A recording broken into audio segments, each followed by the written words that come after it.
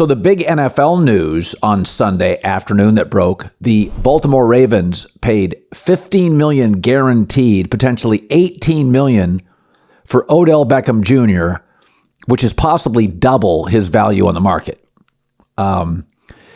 Just to give you a sense, Allen Lazard, to this point, got $22 million guaranteed, and that's for 4 years with the Jets. So OBJ is getting $15 million guaranteed for 1 year with the Ravens. I texted 2 executives in the NFL, and they said, man, what is it with the Ravens and old wide receivers? Odell Beckham this year, Nelson Aguilar this year, Deshaun Jackson last year. They love their declining wide receiver talent in Baltimore. But years and years ago, I got into a discussion, it may have been about 10 years ago, with an NFL executive. And we were talking about free agency, and there's a pretty high bust rate. And he believed that there were certain positions that were safer with free agent signings, non-ego positions. You know what a guy does, the money's not going to affect him, the recruiting's not going to affect him. But he had said about 10 years ago, he said, I always worry about wide receivers. He said it's an ego position to begin with. You're the first to break the huddle.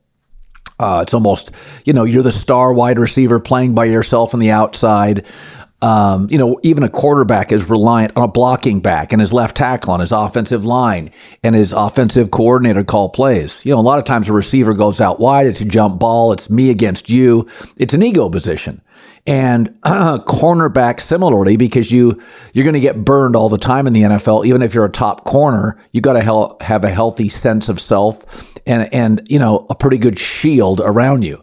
And so this executive said, I worry about getting receivers into bidding wars. Now, obviously, there are some guys like Cooper Kupp or Larry Fitzgerald, Julio Jones have like a workman-like approach.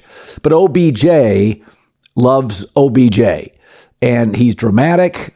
He loves the attention, and now you just overpaid him by about half. If you look at what Amari Cooper produces on an annual basis, A, he's always available. B, last year he had like 9 touchdowns. Highly productive. He makes $20 million a year. OBJ is not close to that. He's brittle. He's descending as a talent. You're going to get drama. I would love to have him as a 2 or a 3 receiver, but if you're paying somebody $15 large per year on that team, that's as a number 1. It does tell me that Lamar Jackson's probably returning to Baltimore. That will obviously make him very happy. And I got nothing against OBJ, but you start bidding wars or overpaying for certain positions. I mean, we think of quarterback as sort of a mature coach on the field position. Look what the big money's done to Kyler Murray, Aaron Rodgers. I mean, like Aaron Rodgers decided, I'm not going to really care about football as much in March after the big contract. So that's with quarterbacks. I think they wildly overpaid for him. Now, they may look at it and say, we got Joe Burrow in this division, Deshaun Watson coming back year 2 with good weapons. Pittsburgh always has weapons, and Kenny Pickett looked good at the end of last year. We got to load up and get some playmakers here. But, Baltimore has had a kind of a turbulent, dubious track record of wide receiver acquisitions. Marquise Brown, we thought he was Lamar Jackson's best friend, and he left for Arizona. But the last couple of years, Nelson Aguilar, Deshaun Jackson, OBJ at $15 million guaranteed, Andy Isabella. Not great. Not great at all. Happy for OBJ. The league's always more fun when he's in it. But that number is a crazy number. Double what the people I know in the league think he's worth. A declining, brittle wide receiver. Now, there's reports out there that OBJ and Lamar had been talking. And I do think there's a little mistrust here between Lamar and the Ravens organization. And maybe this is an olive branch. Then it makes sense. You bring in OBJ, you overpay for him. He says great things about the organization.